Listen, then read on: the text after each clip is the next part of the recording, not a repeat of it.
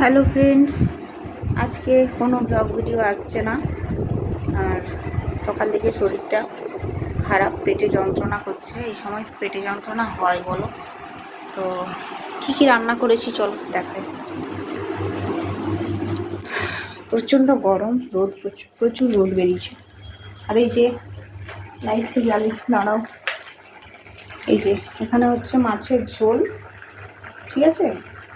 মাছের ঝোল হচ্ছে, দুধ গরম হয়ে গেছে।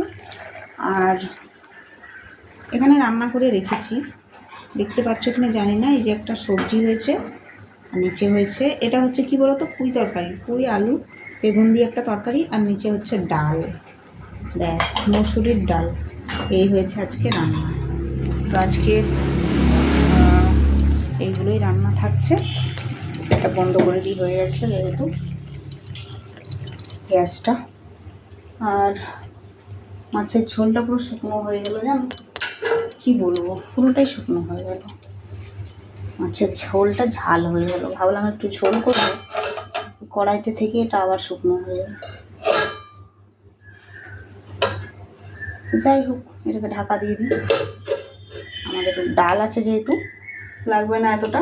আসলে আমার আর আমার হাজব্যান্ডের জন্য যা লাগবে, হ্যাঁ, তাতে শ্বশুর শাশুড়ি আসবে, ওরা ডাল ভাত সবজি আর মাছ দিয়ে খেয়ে নেবে, আমাদের এতটা লাগবে না। আমরা দুজনে ডিম ভাজবো। মাছ 3 পিস ছিল মাত্র, আর সে বাজার করার টাইম পাইনি, বুঝলে তো। বললাম যে আর বাজার টাজার করতে হবে না, এক কাজ করো তুমি চলে যাও, ওরা আসবে যখন, আর আমরা দুজনে 2টো ডিম ভাজবো, ডিম ভাজা দিয়ে খাবো। আর ওরাকে মাছ দিয়ে দেবো। আর আমার তো শরীর খুব একটা ভালো নেই যে বিশাল কিছু রান্নাবান্না করবো, সেটাও পাচ্ছি না গো।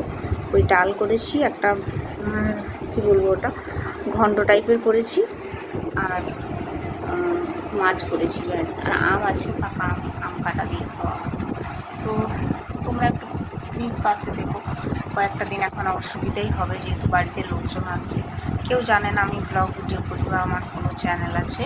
তো তোমরা একটু পাশে থাকবে, সাপোর্ট করবে, এটাই জানো। চলো আজকের মতো টাটা এখানে।